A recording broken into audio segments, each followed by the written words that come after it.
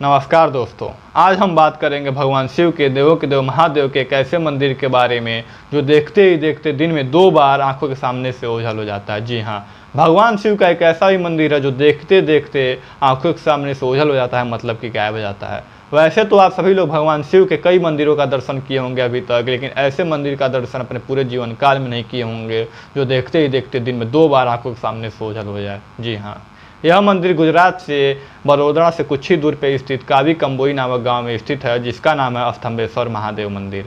यह मंदिर अरब सागर के कांबे तट पर स्थित है और यह मंदिर देखते ही देखते दिन में 2 बार आंखों के सामने से गायब हो जाता है। जी हाँ, ऐसा मान्यता है कि इस मंदिर की स्थापना स्वयं कार्तिकेय स्वामी द्वारा किया गया था, जो भगवान शिव के ही एक पुत्र थे। जी हाँ, ऐसा कहना है कि जब माता सती हवन कुंड में कूद के अपना प्राण त्याग दी थी, तो उस समय जो भगवान शिव हैं वियोग के कारण बहुत गहरे ध्यान में चले गए थे। यह ध्यान उनका कई सालों तक चला और उसी बीच तारकासुर नाम का एक राक्षस अपने घोर तपस्या से भगवान शिव को प्रसन्न कर लिया और भगवान शिव उसके सामने प्रकट हो गए। तो उस समय तारकासुर नाम का जो राक्षस था उनसे वरदान लेता है कि आप मुझे वरदान दीजिए कि मेरी मृत्यु आपके पुत्र के ही हाथों होगी, जो केवल 6 महीने का होगा।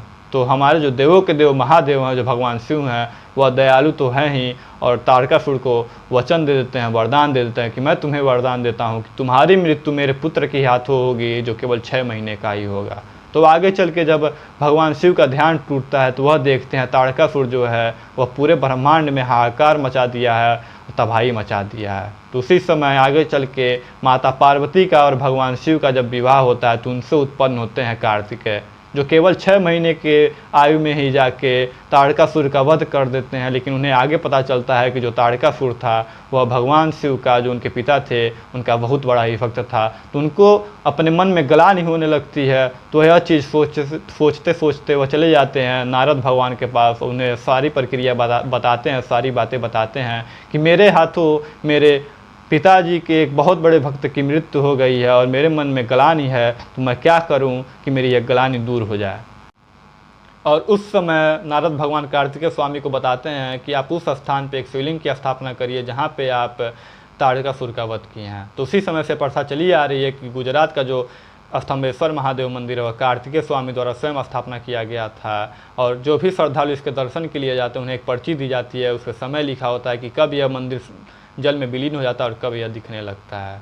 जी हाँ, उसी हिसाब से श्रद्धालु उस मंदिर के दर्शन के लिए जाते हैं। और मंदिर के मुख्य पुजारी का कहना है, वहाँ के श्रद्धालुओं का कहना है कि सुबह और शाम के समय स्वयं समुद्र देवता आते हैं जो मंदिर के अंदर शिवलिंग है उसके जलाभिषेक के लिए।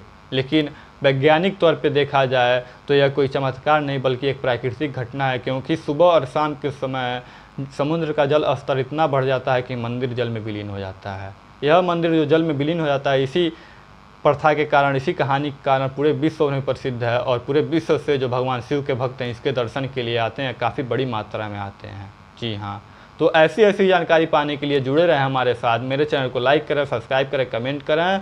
धन्यवाद, नमस्कार।